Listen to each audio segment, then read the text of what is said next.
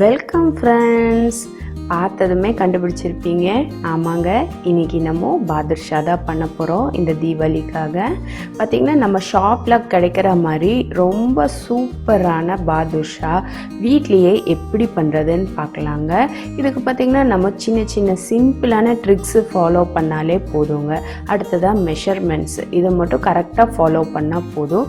நம்ம வீடியோவை பார்த்திங்கன்னா நீங்கள் வீட்லேயே ஈஸியாக இந்த தீபாவளிக்கு பாதுஷா எப்படி பண்ணுறதுன்னு தெரிஞ்சுக்குவீங்க.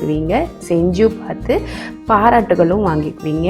வாங்க இப்போது நம்ம பாதுஷா எப்படி பண்ணுறதுன்னு பார்க்கலாம். அதுக்கு முன்னாடி நம்ம சேனலை புதுசாக பார்க்குறீங்கன்னா சப்ஸ்கிரைப் பண்ணவும், கூடவே பெல் ஐக்கானை கிளிக் பண்ணவும் மறந்துடாதீங்க. இந்த வீடியோ பிடிச்சிருந்தால் லைக் பண்ணவும் மறந்துடாதீங்க. வாங்க இப்போது இன்றைக்கி நம்ம குயிக்காக, ஈஸியாக, சிம்பிளாக, டேஸ்டியாக பாதுஷா எப்படி பண்ணுறதுன்னு பார்க்கலாங்க. Welcome to R channel cook with Suji. இப்போ நம்ம பாதுஷா மாவு பிசைறதுக்காக ஒரு பராத் எடுத்துருக்கோங்க. ஒரு அகலமான பாத்திரம் எடுத்துக்கோங்க. அதில் ஒரு அரை டீஸ்பூன் அளவுக்கு குக்கிங் சோடாவும் 1 டீஸ்பூன் அளவுக்கு எலும்பிச்சப்பழ சாறும் பிழிஞ்சிக்கலாங்க. எலும்பிச்சப்பழம் இல்லாட்டி நம்ம லெமன் சால்ட்டு கூட சேர்க்கறதா இருந்தால் சேர்த்திக்கலாம். இப்போ இது ரெண்டையும் நல்லா ஈவனாக கலந்து விட்டுடலாங்க. அதாவது கட்டிகள் இல்லாமல் கலந்து விட்டுடலாம். நம்ம பார்த்திங்கன்னா இந்த எலும்பிச்சப்பழ சாறில் குக்கிங் சோடா கலக்கும் போதே நல்லா பொறுன்னு வந்துடும். அடுத்ததான் நம்ம இதில் பார்த்திங்கன்னா 350 ml அளவுக்கு டால்டாவை உருக்கி சேர்த்திக்கலாங்க. பார்த்திங்கன்னா டால்டா நல்லா ஆறி இருக்கணும், சூடாக இருக்கக்கூடாது. அடுத்ததாக ஒரு 350 ml அளவுக்கு தண்ணி சேர்த்திக்கலாம். நான் பூரா தண்ணி சேர்க்க கிடையாதுங்க. கொஞ்சமாக ஒரு அரை டம்ளர் அளவுக்கு மட்டும் எடுத்து வச்சுட்டு மித்த முக்கால்வாசிக்கு மேலவே சேர்த்திட்டேன். இப்போ இது எல்லாத்தையும் நல்லா கலந்து விட்டுடலாங்க. இந்த பேக்கிங் சோடா இருக்குது இல்லைங்களா, இந்த குக்கிங் சோடா இருக்குது இல்லைங்களா, இது வந்து இந்த டால்டா தண்ணியோட நல்லா மிக்ஸ் ஆகி வரட்டும். அடுத்ததாக நம்ம இதில் 1 கிலோ அளவுக்கு மைதாவை பார்த்திங்கன்னா நல்லா சல்லிச்சு எடுத்து வச்சுருந்தோம். அதையும் இப்போது இந்த டால்டாவோட சேர்த்திடலாங்க. இப்போ இது எல்லாத்தையும் நல்லா பிசைஞ்சு விட்டுக்கலாம். நம்ம பார்த்திங்கன்னா சப்பாத்திக்கு மாவு பிசைவோம் இல்லைங்களா, அதே மெத்தடில் தான் பிசைய போகிறோம். ஆனால் சப்பாத்திக்கு பூரிக்கும் பார்த்திங்கன்னா கொஞ்சம் சாஃப்டாக பிசைவோம். அது போல் இல்லாமல் இது பார்த்திங்கன்னா மாவு கிராக் விழுகிற மாதிரி அந்த ஸ்ட்ரக்சரில் இருக்கிற அளவுக்கு பிசையணும். பார்த்திங்கன்னா நமக்கு 350 ml அளவுக்கு டால்டாவும் 350 ml அளவுக்கு தண்ணியும் எடுத்தோன்னா இந்த 1 கிலோ மைதாவுக்கு கரெக்டாக இருக்குங்க. இப்போ கொஞ்சம் தண்ணி பத்தலை, மீதம் இருக்கிற தண்ணியை சேர்த்திடலாம். இப்போ இதை பார்த்திங்கன்னா நல்லா அழுத்தி பிசைஞ்சு கொடுக்கலாங்க. பார்த்திங்கன்னா நம்ம ஒரு டோவாக மாற்றிடலாம். இப்போ பார்த்திங்கன்னா நம்ம ஒரு உருண்டையாக்கியாச்சு. இப்போ பாருங்கள், நம்ம பிரித்து பார்த்தோன்னா லேயராக வரும். பாருங்கள், இந்த அளவுக்கு பிசைஞ்சாச்சு. கிராக்காக தான் இருக்குது. நல்லா நம்ம பூரி மாவு சப்பாத்தி மாவு மாதிரி இல்லாமல் இப்போ பிரித்து பாருங்கள், உங்களுக்கு ஒரு லேயராக வரும். இப்போ பார்த்திங்கன்னா இது ஒரு மணி நேரம் போல் நல்லா ஊறட்டுங்க. அதுக்குள்ளே நம்ம சர்க்கரை பாகு ரெடி பண்ணிக்கலாம். இதுக்கு பார்த்திங்கன்னா ஒரு கடாய் எடுத்துருக்கோம். இதில் ஒரு 2 கிலோ அளவுக்கான சர்க்கரை சேர்த்திட்டு இதில் 1 லிட்டர் அளவுக்கான தண்ணியும் சேர்த்திடலாங்க. நமக்கு ஒரு கம்பி பதம் வர்ற வரைக்கும் நம்ம இதை பாக காய்ச்சி எடுத்துக்கலாம். 1 லிட்டர் தண்ணி வந்து கரெக்டாக இருக்கும் நமக்கு. இந்த சர்க்கரை பாகு பார்த்திங்கன்னா இந்த 1 கிலோ மாவுக்கு கரெக்டாக போகும் ஆமான்னு கேட்டிங்கன்னா கிடையாது. இது கொஞ்சம் மீதமாகும், நிறையவே மீதமாகும். அதை பார்த்திங்கன்னா நீங்கள் வந்து கேசரிக்கோ இல்லை குலாப் ஜான் மேக் பண்ணுறதுக்கு அதுக்கு மாதிரி எல்லாம் யூஸ் பண்ணிக்கோங்க.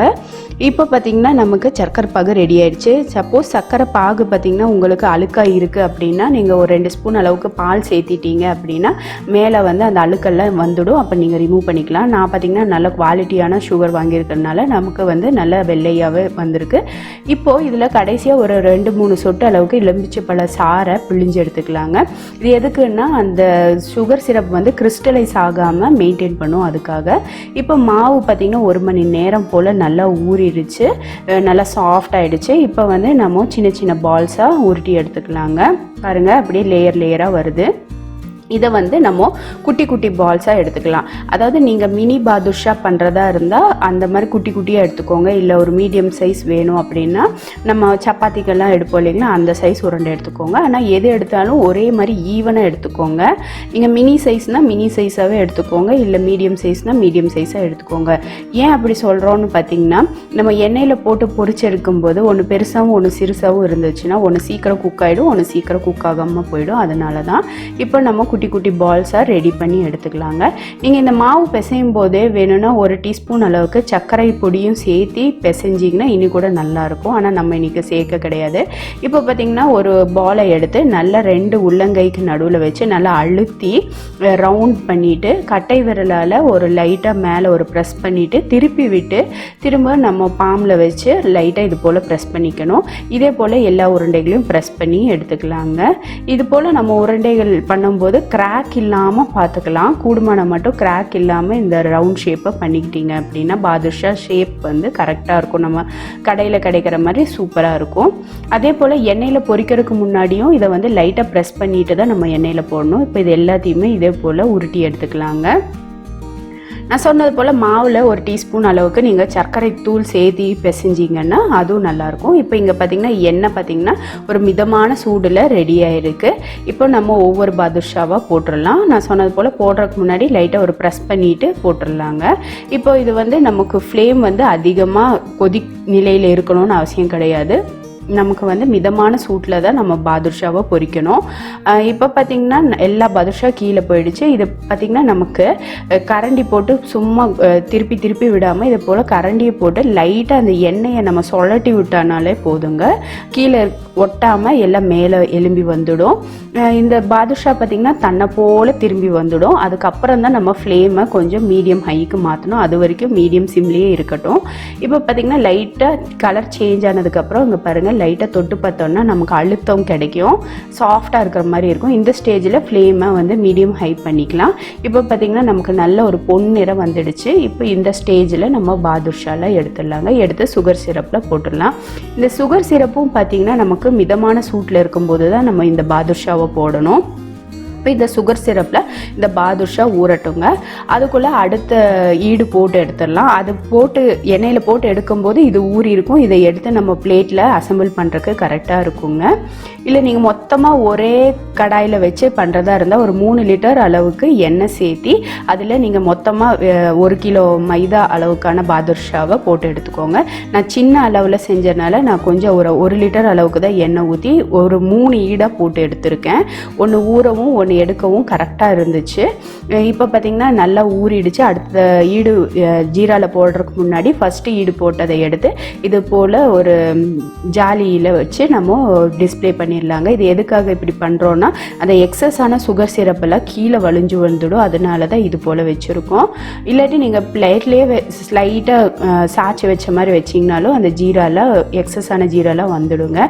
உங்களுக்கு மேலே வந்து சுகர் கோட்டிங் வேணும் அப்படின்னா சுகர் சிரப்பு பார்த்திங்கன்னா நம்ம ஒரு கம்பி பதம் விட்டு இல்லைங்களா, அது கூட இனி கூட கொஞ்சம் சேர்த்து முருக பதத்துக்கு எடுத்தீங்க அப்படின்னா மேலே அந்த ஒயிட் கலரில் ஸ்னோ மாதிரி லேயராக ஃபார்ம் ஆகும். ஆனால் இந்த மாதிரி பாதுஷா பண்ணும்போது வயசானவங்க முதல்ல சின்னவங்க வரைக்கும் நல்லா சாஃப்டாக இருக்கும் அவங்களுக்கு சாப்பிட்றதுக்கு. நம்ம செய்த இந்த சாஃப்டான சூப்பர் டேஸ்டியான பாதுஷா ரெசிபி பிடிச்சிருந்தால் லைக் பண்ணுங்கள், ஷேர் பண்ணுங்கள், மறக்காமல் குக் வித் சுஜியை சப்போர்ட் பண்ணுங்கள் ஃப்ரெண்ட்ஸ். பார்த்திங்கன்னா இது ஒரு லென்த்தியான வீடியோ வந்து டைமிங் கம்மி பண்ணணுங்கிறதுக்காக நான் கூடுமான மட்டும் சின்ன வீடியோவாக பண்ணி சீக்கிரமாக பேச ட்ரை பண்ணியிருக்கேன். உங்களுக்கு எந்த அளவுக்கு புரிஞ்சுதுன்னு எனக்கு தெரியல. உங்களுக்கு ஏதாவது டவுட் இருந்ததுன்னா மறக்காமல் கமெண்ட் செக்ஷனில் போஸ்ட் பண்ணுங்கள். அதுக்கு நான் கண்டிப்பாக உங்களுக்கு ரிப்ளை கொடுக்குறேன்.